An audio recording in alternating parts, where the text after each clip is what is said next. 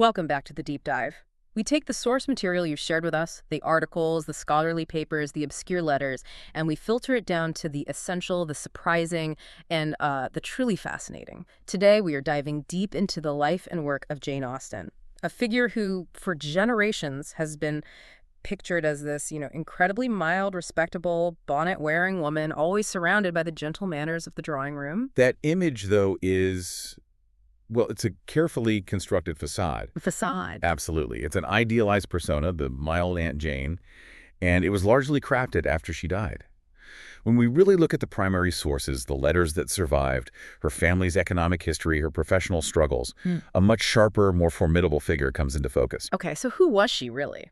She's a brilliant social critic, an incredibly savvy, though anonymous professional writer, and a woman whose personal life was marked by, deep financial precarity, intense emotional loss, and the need to make some really brutal choices. So our mission today is to tear down that bonneted image and move beyond the ballrooms. We want to understand the biographical pressures, the social and professional struggles that really informed her work. Exactly.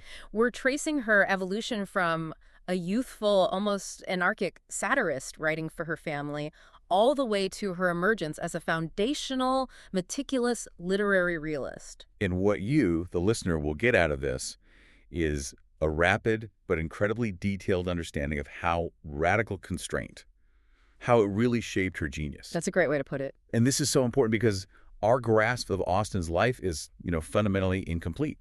We think she wrote thousands of letters in her lifetime, but only about 160 are estimated to have survived. Yeah. We're working with just a historical sliver. Why so few? That scarcity itself is, I guess, the first great biographical story of Jane Austen, isn't it? It is the ultimate act of biographical editing. Her oldest sister, Cassandra, who was with her entire life, deliberately destroyed the vast majority of those letters after Jane died. Cassandra's goal was to curate a very specific, highly respectable narrative for posterity, and specifically to protect the family reputation from what she feared. And what was she protecting them from? From the real Jane Austen, from her sharp tongue, her keen observations, her lack of pretense. Cassandra worried about Jane's sometimes acid or forthright comments about their neighbors, acquaintances, even other family members. So she was afraid those comments would damage their reputation if they got out. Yes, exactly. If they were published or even just passed around to the younger generation. The Jane Austen we think we know is the one Cassandra allowed to live on paper. Wow, so she was essentially censoring her own sister's memory just to maintain the family's decorum. That means we've lost What? the specific details about emotional distress, financial anxiety. All of it. Any kind of unsavory event Cassandra felt threatened the image of a respectable woman writer. This includes almost any mention of unhappiness or illness, which Cassandra deliberately cut out. Like what? Well, take her brother George, for instance. He had undiagnosed developmental challenges. He was cared for by a local family away from the rectory, which was a common but emotionally fraught solution back then. Cassandra made sure all of that stayed private. And there was a major scandal, too, right? Involving her Aunt Jane Austen. A huge one. A wealthy aunt who was arrested, tried, and later acquitted on charges of grand larceny in 1799. We're talking about a close family member being held in jail for months. A huge biographical earthquake. An earthquake that Cassandra wanted completely erased from the record, ensuring that the legacy that survived was that lasting, simplified legend of the good, quiet Aunt Jane. We just have to remember that the novels, they're the only unfiltered vase we have left. And they were forged under conditions of extreme domestic and financial stress. To understand that stress, we really have to start at the beginning, right? Yeah. Root ourselves in the economic reality of the Austen family. Jane was born on December 16, 1775, in Steventon, Hampshire. Right, where her father, George Austen, was the rector of Steventon, ND. And it's crucial to understand that while they were educated and, socially belonged to the gentry class, their existence was one of constant financial tension. They were perpetually hovering just above genuine need. George Austen's annual living from his two parishes was only about £200. 200 pounds, that sounds like not a lot. It's enough to survive, but it's nowhere near enough to comfortably maintain the lifestyle and expectations of the gentry, especially with 8 children. Right. When we hear rector today, we might think of comfort, a cushioned existence. But 200 a year in that context sounds incredibly precarious. It absolutely was. To really grasp the financial gap, you need some context. A skilled urban worker like a highly trained artisan, might earn about £100 a year. Okay, so they're well above that. They are. But the gentry families they were socializing with, the ones who owned the vast estates and held political power, they typically had incomes between £1,000 and £5,000 a year. So Jane Austen was viewing society from this very distinct economic midpoint. She had the education and manners of the elite. But the bank balance of the struggling professional class. They were gentry adjacent, but their finances demanded a hustle. So how did George Austen manage to bridge that gap and keep his family in that social circle? Well, he was a pragmatic and entrepreneurial man, which is something that's often overlooked. He generated significant extra income in two critical ways. First, he was a farmer. A farmer. Yep. He rented Cheesedown Farm from his benefactor, and he worked it actively. That could grant a profit of around £300 a year, which actually surpassed his clerical income. That's a huge supplement, more than doubling his base income. And the second way he earned money is maybe even more important for Jane's intellectual development. It was. George Austen taught and boarded 3 or 4 boys at the rectory at a time. These were young men being prepped for university. So the rectory was constantly full of life, study, intellectual challenges. And young, educated company. That whole dynamic paints a very different picture than the quiet, secluded rectory we might imagine. The sources all emphasize the result of this. An open, amused, easy intellectual atmosphere in the home, which actively fostered critical discussion. And an appetite for new literature. A huge one. And the children's education itself really reflects these financial constraints. Jane and Cassandra were sent briefly to the prestigious Reading Abbey Girls' School in 1785. But they were pulled out pretty quickly. Before the end of 1786. The fees for both girls were just too expensive for the family budget, so that brief experiment in formal education ended fast. So her formal schooling was minimal, but we know she was incredibly well-read. How did that happen? Her education basically shifted to this informal, highly individualized program guided by her father and her older brothers, James and Henry. George Austen gave his daughters something priceless: unfettered access to a vast, varied library, his own and that of a family friend. She read everything: history, poetry, philosophy, and crucially, fiction. And they didn't just provide the books, they supported her creative output too. Yes. Despite the financial pressure, her father gave the sisters high-quality paper and materials for their writing and drawing. This is just about reading. It's about active creation, and that was really encouraged by the family's love for private theatricals. I find the theatricals so essential to understanding how she developed as a writer of dialogue. They are absolutely crucial. From childhood on, the family, their friends, the boarding students, they staged comedies in the rectory barn. What kind of plays? Plays by contemporary authors like Richard Sheridan, famous for his sharp dialogue in The Rivals. This gave Jane hands-on experience with dramatic pacing, comic timing, and the way dialogue can reveal a character instantly. Her brothers even wrote prologues and epilogues for the plays. It was like a collaborative, intellectual game. And that lively, chaotic, challenging atmosphere is what bred her early works, the ones we know as the Juvenilia. Right. From 1787 to 1793. She started writing stories and poems by age 11, just fueled by this creative energy. She compiled 29 early works, about 90,000 words in total, into 3 bound notebooks. And the key thing here is the tone, isn't it? The tone is everything. These works, written between ages 12 and 18, are often described as boisterous and anarchic. They represent anarchic fantasies of female power, license, illicit behavior, and general high spirits. They are so far removed from the restrained, moralizing tone the Victorians later gave her. Let's pull out some specific examples that show that youthful, unrestrained wit. Okay, the 1790 satirical novel In Letters, Love and Friendship, and that's friendship spelled F-R-E-I-N-D-S-H-I-P, written when she was just 14, is pure genius. She didn't just write a story, she weaponized the format to savagely mock the popular novels of Sensibility. The overwrought, tear-stained melodramas. Exactly, where heroines were always fainting and dying for dramatic effect. Her heroines are ridiculously sentimental, but also completely selfish. It's brilliant parody. And what about the history of England from 1791? Equally telling. It's a parody of popular historical writing, done with incredible humor, and she takes sides based on, just her personal preferences. For example, she describes Elizabeth I as a queen who nobly cut off the head of Mary Queen of Scots. And Cassandra illustrated it. Yes, with these amazing watercolor miniatures showing that the sisters were collaborators in this critical intellectual game from the very beginning. That really establishes their intellectual partnership. And then, around age 18, we see her transition away from pure parody into something a bit more mature. Yes, she began working on longer, more sophisticated manuscripts. She started Catherine or the Bower in 1792, which laid the groundwork for what would become Northanger Abbey.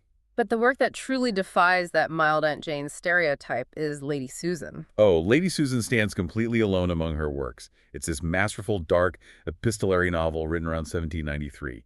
The heroine, Lady Susan Vernon, isn't just flawed. She's a villain. She's a calculating, cynical, witty, sexual predator who uses her intellect and charm to manipulate, betray, and financially abuse everyone around her, including her own daughter. She's a woman whose intelligence and force of will just exceed everyone she meets. So what does Lady Susan tell us about her development? It proves that Jane Austen, as a young writer, was fully capable of writing complex, psychologically rich villains characters who operate completely outside the accepted moral framework. She channeled that youthful, anarchic wit into a profound study of adult feminine ruthlessness. It shows she had the potential for darkness, even though her later published work focused more on the moral education of the heroine. As Austen moved into her 20s, the weight of financial reality and social expectation became, well, impossible to ignore. It forced her to confront the limitations placed on educated but dependent women. This is where her personal life really starts to inform her professional themes. And the first major collision of affection and economics was her crucial relationship with Tom Lefroy, which happened in late 1795 and early 1796. She was 20. He was visiting relatives near Steventon. Right, a gentleman-like, good-looking, pleasant young man, training to be a barrister in London, and Jane's own letters show this was much more than a mild flirtation. She wrote to Cassandra, playfully exaggerating their profligate and shocking behavior, referring to how they acted at balls and dances. It was a genuine, passionate attraction. And she even wrote, maybe jokingly, maybe wishfully, that she would confide myself in the future to Mr. Tom Lefroy, for whom I don't give a sixpence. That phrase. For whom I don't give a sixpence. That's the key, isn't it? It is the brutal, immediate key to why it ended so abruptly. They were both penniless. Lefroy was entirely dependent on a wealthy great-uncle in Ireland to finance his education and launch his career. If he married a woman without a dowry like Jane, he would ruin his professional prospects. So his family stepped in. They intervened and promptly sent him away at the end of January 1796. They never saw each other again. That must have been just devastating, to have genuine affection instantly overruled by simple, cold economics. It was a formative experience. The consequences of that loss ripple throughout her later novels, especially Sense and Sensibility, which centers on two sisters dealing with that very choice, marrying for money versus marrying for love. It also cemented her lifelong conviction about the importance of affection in marriage. We see that conviction come out years later when she gave deeply personal advice to her niece, Fanny Knight. She was so explicit. She advised Fanny against marrying unless you really do like him. Anything is to be preferred or endured rather than marrying without affection. This wasn't abstract moralizing. This was hard-won wisdom from someone who had seen firsthand how financial necessity could crush romantic love. And at the same time, while she's enduring this emotional turbulence, she's channeling her energy into her foundational literary work. She was a prodigious worker. Eleanor and Marianne was read to the family before 1796, and that was the draft that eventually became Sense and Sensibility. And then, most significantly, First Impressions, the original title for Pride and Prejudice, was drafted rapidly between 1796 and 97. She finished the initial draft by the time she was 21. 21. A completed manuscript ready to go, and this is when her father tried to make her a professional writer. In November 1797, George Austen wrote to Thomas Cadell, an established London publisher, offering him First Impressions. Cadell was blunt. He returned the letter, marked with a devastating note. Declined by return of post. Declined by return of post, that is a brutal start to a career. A painful blow. But she kept writing, moving on to Susan, which later became Northanger Abbey, around mid-1798. And the saga of Susan illustrates a whole different kind of publishing betrayal, one that made her profoundly wary of the system. So in 1803, her brother Henry offered the manuscript to a London publisher named Benjamin Crosby. Crosby paid Jane a small, one-time sum, £10, for the copyright. A safe choice for her, but one that came back to haunt her immediately. Because Crosby took the £10, advertised the book as in the press, suggesting it was about to be published, and then he just sat on the manuscript. Well, for 15 years, he just held the copyright, essentially suppressing the novel. When Austen, in 1809, finally had enough money to try and buy back her own work, she approached him, offering him the original £10. He refused. Refused. Said he wouldn't sell it for less than £100, which she couldn't afford. The novel was only finally published in 1818, after her death. That whole fiasco taught her a crucial lesson about the dangers of selling her copyright. Now, in the middle of these professional frustrations, her home life was suddenly destroyed by the move to Bath in 1800. A profound shock. George Austen unexpectedly announced his retirement, and the family was forced to relocate 50 miles away from Steventon, the only home Jane had ever known. She lost her familiar intellectual environment, her social routines, and crucially, her dedicated writing space. And the sources link this directly to a dramatic drop in her literary productivity. For almost 9 years, she published nothing new and struggled to write at all. She started The Watsons, a novel focused on the harsh economic realities of dependent women's lives, but she abandoned it. She only managed some minor revisions to Susan.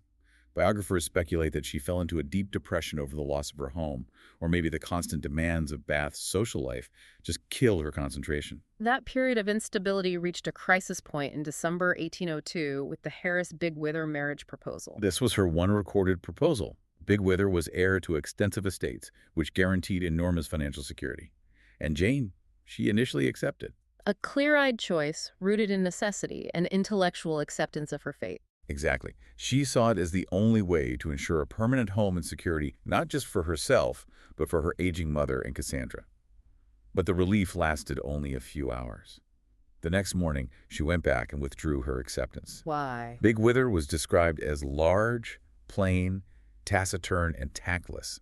A man who was genuinely hard to like, let alone love. She couldn't go through with it. It took immense moral and emotional courage to renounce that security, knowing it meant plunging herself and her family back into uncertainty. And that uncertainty became true precarity when her father died in 1805. With him gone, Jane, Cassandra, and their mother were left in a desperate financial state, entirely dependent on annual contributions pledged by her 4 brothers.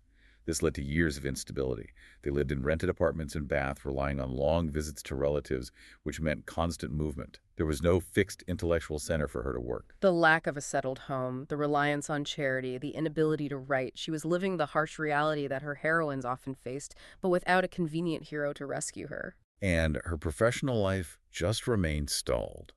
She needed stability not just for peace of mind, but for the basic requirement of a dedicated space and uninterrupted time to write. The turning point, the moment that unlocked Jane Austen's professional career, was fittingly an act of familial charity. The chaos of the Bath years demanded a fix, and the key that unlocked her professional life wasn't a sudden stroke of genius, but stability specifically, a stable roof offered by her brother Edward. In 1809, Edward, who had inherited a wealthy estate, offered his mother and sisters the use of a large cottage in Chawton village. This move was transformative. Jane, Cassandra, and their mothers settled there quietly for the last 8 years of Jane's life. And stability equaled productivity. During her time at Chawton, she transformed herself from an unpublished, frustrated amateur into a working, commercially successful novelist, publishing 4 major works: Sense and Sensibility, Pride and Prejudice, Mansfield Park, and Emma. But the public would never know her name during her lifetime. She published anonymously as by a lady. This was a practical necessity for women writers of her class. They needed to maintain the ideal role of a woman unconcerned with money or fame and avoid the profound social stigma of being a professional literary lioness.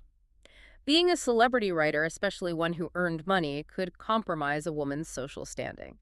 But let's look closer at the economics of her Chawton period, because this is why she proved herself an astute, if cautious, businesswoman.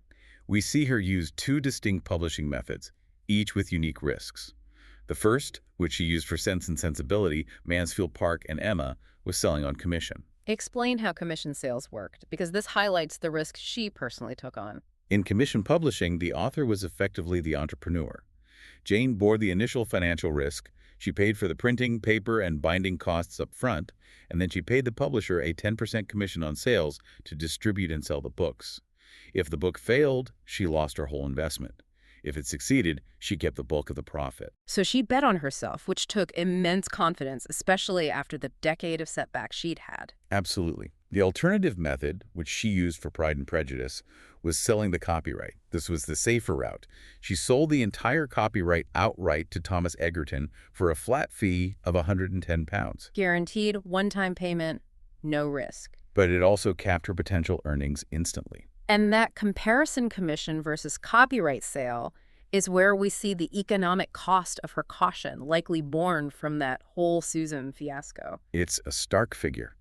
Had she published Pride and Prejudice on commission, scholars estimate she would have made a total profit of around £475. Wow. That guaranteed £110 fee meant she immediately left £365 on the table. And to put £475 in context, that is more than double her late father's best annual income. Nevertheless, her early commercial success provided exactly what she needed: independence. Sense and Sensibility, published in 1811, was the breakthrough. It earned her £140, a tremendous sum that provided critical financial and psychological independence. From then on, all her subsequent books were billed simply as by the author of Sense and Sensibility. The identity was established even if her name remained private. Pride and Prejudice followed quickly in January 1813. Was its success immediate? It was an immediate sensation. It got 3 favorable reviews quickly, and the demand was so high that the publisher was preparing a second edition by October of the same year. This established her as a consistently bankable author. And the success continued with Mansfield Park in 1814. Mansfield Park was quietly enormous. Reviewers largely ignored it, but the public devoured it. The first edition sold out in just 6 months, and it yielded her largest earnings of any novel. Her books were printed in surprisingly large editions, for the time around 750 copies, a strong sign that she and her publishers expected robust demand. It's remarkable how her reputation spread, even internationally, though sometimes in a completely mangled form. That's the fun of early literary globalization. Her novels were translated into French, and her chief French translator, Madame Isabelle de Montluc, had a very rudimentary grasp of English. So the French versions weren't really translations. They were often radical imitations. Montluc embellished, altered, and softened Austen's plots and characters substantially to align them with the lush romantic fantasies that were popular in the French market at the time. Her initial international reputation was built on versions she herself would likely have found completely unrecognizable. Now we have to talk about her most prominent admirer, the notoriously disreputable Prince Regent. It is one of the great ironies of her career. The Prince Regent, known for womanizing, gambling, just generally scandalous behavior, loved her novels and kept a full set at each of his residences. In 1815, his librarian, James Stanier Clark, contacted Austen and hinted very strongly that she should dedicate her forthcoming novel, Emma, to the prince. And dedicating a book to a royal figure was an important professional move. But Austen personally disapproved of the Prince Regent. Strongly, particularly how he treated his estranged wife, Caroline. But she felt she scarcely refused the dedication. She understood the professional necessity of it, even if she found him morally reprehensible, so she went through with it. But she took her literary revenge, didn't she? A perfect act of passive-aggressive satire. Indeed. She wrote Plan of a Novel, according to hints from various quarters. This was a satirical outline, mocking Clark's pompous and utterly useless literary advice, which included suggestions that she should write an epic historical novel about a clergyman who hunts. It was her private way of expressing disapproval while publicly maintaining professional decorum. For Emma, she made a crucial shift in publishers, moving to John Murray, a much more prominent London name who handled literary giants like Walter Scott and Lord Byron. But as her professional success peaked, her health tragically declined. She started feeling unwell in early 1816, enduring increasing pain, yet she ignored the signs and kept writing. She completed the first draft of what would become Persuasion in July 1816, but she wasn't happy with the ending. Despite her rapidly deteriorating health, she was living chiefly on the sofa by then. She went back and rewrote the final 2 chapters of Persuasion.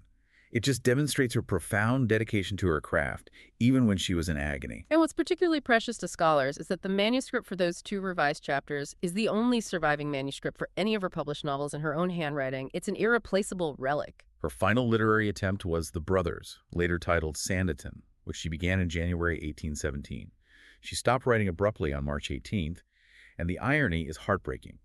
Sanditon parodied hypochondriacs, even as she herself was suffering agonizing, unexplained pain. Her final illness, which is often retrospectively diagnosed as either Addison's disease or Hodgkin's lymphoma, ended her life on July 18, 1817. She was only 41. And in a quiet final act of familial modesty, or maybe a persistent attempt to protect that idealized image, the epitaph on her grave in Winchester Cathedral, written by her brother, praised her personal virtues and extraordinary endowments of her mind, but made no explicit mention of her published achievements as a writer. The professional anonymity she demanded in life was extended into her death.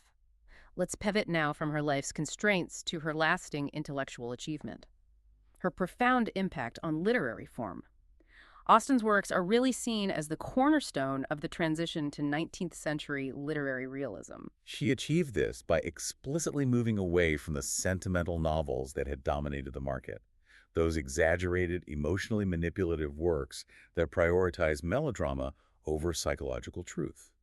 Critics place her firmly in the tradition of earlier writers like Richardson and Fielding, but she applied a new, meticulous eye, emphasizing a realistic study of manners. Walter Scott specifically praised her for her resistance to the trashy sensationalism of much of modern fiction. She wasn't just writing, she was correcting the genre. Exactly. She didn't just avoid popular fiction, she used it as a foil. Take the Gothic novel stories of terror, remote castles, escaped nuns. Yeah. In Northanger Abbey, she didn't just reject it, she satirized and transformed it. How does she transform it? She takes the tropes of Gothic fantasy and grounds them in social reality. Her heroine, Catherine Morland, arrives at the supposedly sinister Northanger Abbey, expecting dungeons and murder, only to find elegant rooms and modern comforts. Austen suggests that Catherine's real imprisonment is far more mundane. The stifling, strict rules of polite manners and the limitations of the ballroom. She shifted the terror from external physical threat to internal social oppression.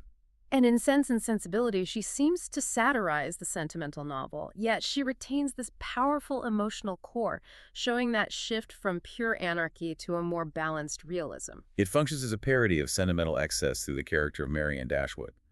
But Austen doesn't just dismiss deep feeling. Critics note that Marianne's dramatic emotional reaction to the cold world around her is actually a quite justifiable scream of female distress. Austen's genius is balancing her satirical detachment with authentic emotional sensibility. But her most revolutionary contribution to the art of the novel lies in her narrative technique. She's famous as the first English novelist to extensively master free, indirect speech. This is a technique that is both subtle and profoundly powerful. Free, indirect speech is the ability to present a character's thoughts and feelings directly to the reader, giving us an intimate first-person perspective, while simultaneously retaining the external third-person narrative control and irony of the author. So it's like we're inside their head, but also watching from the outside at the same time. That's a perfect way to describe it. The famous line from Emma is a great example. The narrator states, "The hair was curled and the maid sent away, and Emma sat down to think and be miserable." That's objective. But then the line continues, shifting seamlessly into Emma's own voice.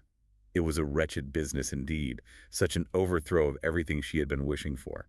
The phrases, "it was a wretched business indeed," and "such an overthrow," that's clearly Emma's internal emotional language, but there are no quotation marks. Precisely. We're living inside Emma's specific, dramatic, self-pitying headspace. But the narrator hasn't lost control.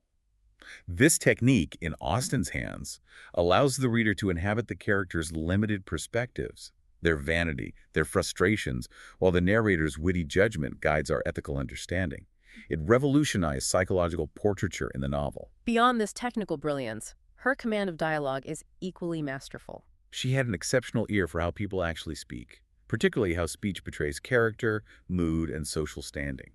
Her dialogue reveals these traits not through specialized vocabulary, everyone in her circles uses polite language, but through syntax and phrasing. And we see that linguistic betrayal most clearly when her characters are under stress, trying to mask anger, or fighting to maintain decorum. Absolutely. Think about Elizabeth Bennet's famous rejection of Mr. Darcy's first proposal. Her emotional wound and her desire to maintain cold, formal distance manifests in this ridiculously convoluted sentence structure. She delivers that famous, stiff declaration. From the very beginning, from the first moment, I may almost say, of my acquaintance with you, your manners impressing me with the fullest belief of your arrogance, your conceit, and your selfish disdain of the feelings of others. And it just goes on and on. That ridiculously long, syntactically complex sentence is the linguistic embodiment of a bruised ego fighting back. Hmm. The words themselves are polite, but the structure is frantic and wounded. This is why her dialogue feels so real and timeless. And critically, she is celebrated as the first woman to write great comic novels. Her wit and irony were never just for fun. Her comedy is deeply rooted in ethical sensibility. Critic John Bailey suggests that her irony stems from her belief that comedy is the saving grace of life. She used humor and irony as essential tools to explore female individualism and gender relations within a restrictive society. Her core theme, consistently, is the stark dependence of women on marriage for securing economic security and social standing. She makes us laugh at society while forcing us to confront its severe, often cruel limitations for women. After her death, her work finally shed its anonymity and received the recognition it deserved, though that reputation evolved pretty dramatically over the next 2 centuries. The first step in establishing her public identity came right after she died. Persuasion and Northanger Abbey were published as a set in 1818, and this edition included Henry Austen's biographical note, which for the first time identified his sister as the anonymous author. Contemporaneous reviews were mostly favorable, but they tended to be a little superficial, focusing almost exclusively on the moral lessons in the novels. But the most important early critique, the one that recognized her true achievement, came from Sir Walter Scott, who had anonymously reviewed Emma back in 1815. Scott's review was seminal because he didn't focus on the morals. He praised her realism, noting her distinct art of copying from nature as she really exists in the common walks of life. Scott recognized that her narrow focus on a few families in a country village was a strength, not a weakness, because of the meticulous psychological truth she achieved. However, this early high praise gave way to a dip in reputation during the middle of the 19th century.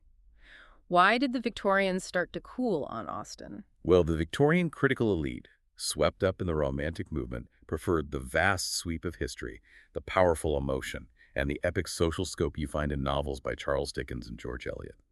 Austen's careful, realistic study of manners just seemed too small, too gentle, and not powerful enough for the prevailing taste. Then came the tipping point that created the modern Austen phenomenon, the rise of what Leslie Stephen later called Austenolatry. That started commercially in 1833 when the publisher Richard Bentley bought the remaining copyrights and republished her novels in his standard novel series.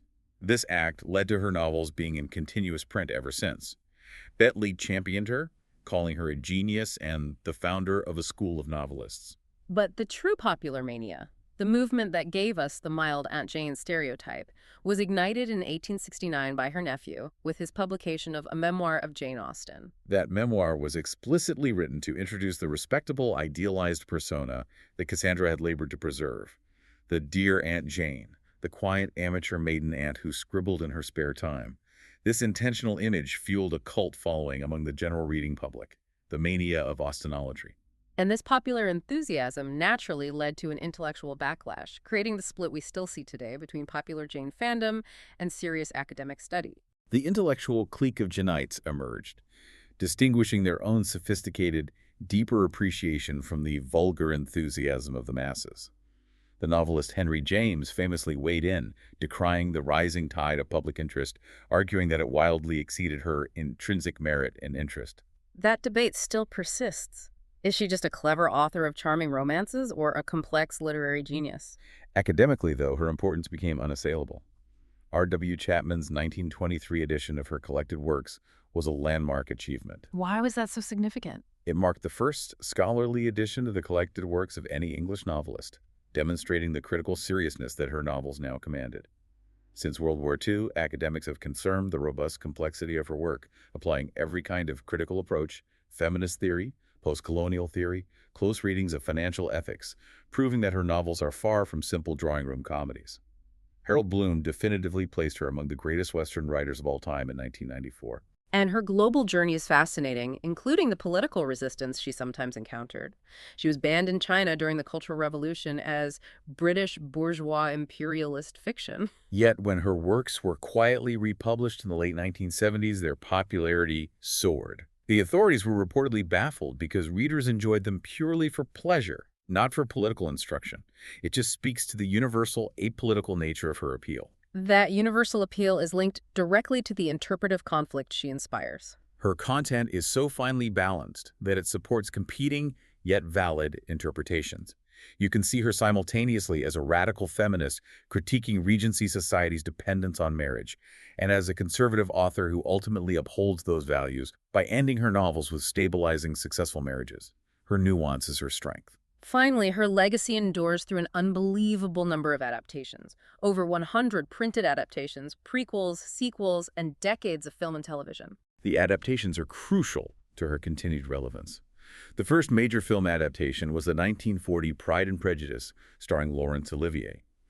It's worth noting, though, that American adaptations have historically tended to subtly downplay the emphasis on class and financial necessity, which is so central to her original plots, often presenting the stories as pure romances.